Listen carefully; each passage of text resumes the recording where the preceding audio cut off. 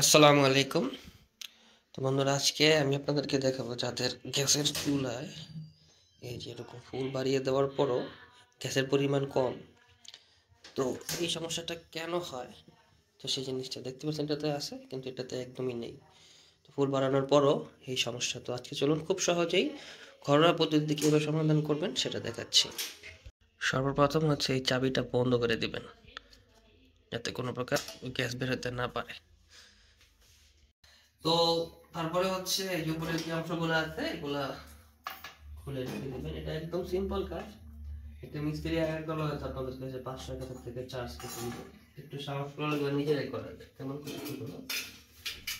এগুলো সরানোর পরে এই যে গ্যাস বার্নারটা আছে না, এখানে ময়লা জমে থাকে, অনেক ধরনের ময়লা ধরেন রান্না করার সময় ভাতের বা তরকারি কোনো কিছু গেলে তখন এগুলো ময়লা জমার কারণেই এই সমস্যাটা হয়। তো এটা হচ্ছে সরানোর পরে তো এভাবে উল্টিয়ে নেওয়ার পরে এখানে যে একটা ক্লিপ থাকবে, এই ক্লিপটা সরাই ফেলবেন।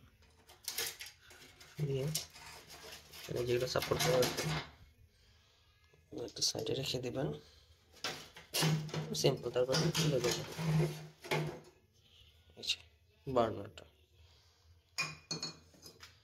তো মূলত প্রবলেমগুলো হয় এই যে দেখেন, এখান থেকে মেইন গ্যাসটা সিলিন্ডার থেকে এসে পাইপ দিয়ে দুই সাইডে ছড়িয়ে পড়ে।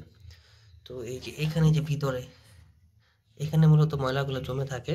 তো এখানে কীভাবে পরিষ্কার করতে তা দেখাচ্ছি আপনাদের। এই যে বার্নারটা দেখতে পাচ্ছেন, তো এই যেটার ভিতর থেকেই মনে করেন যে গ্যাসগুলো বের হয়। তো অনেক দিন দীর্ঘদিন ব্যবহার করার পর এগুলো জম ধরে, যেমন ভিতরে কিছু ময়লা জমে থাকে। তো এগুলো হচ্ছে এভাবে দেখছেন কত ময়লা বের হচ্ছে। তো এগুলো পরিষ্কার করবেন। তো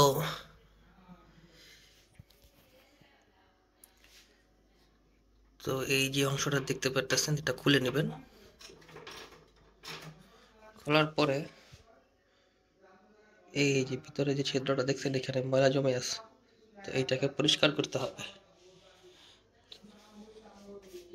এই যে এরকম চিকন কোনো সুই নিয়ে জাস্ট এই যে ছিদ্রটা আছে এখানে, এই ছিদ্রটা দিয়ে জাস্ট পরিষ্কার করে নেবেন, কারণ এটা দিয়েই গ্যাসটা বের হয়। তো এই কারণেই হচ্ছে যে ময়লা জমে থাকলে গ্যাস কম জ্বলে।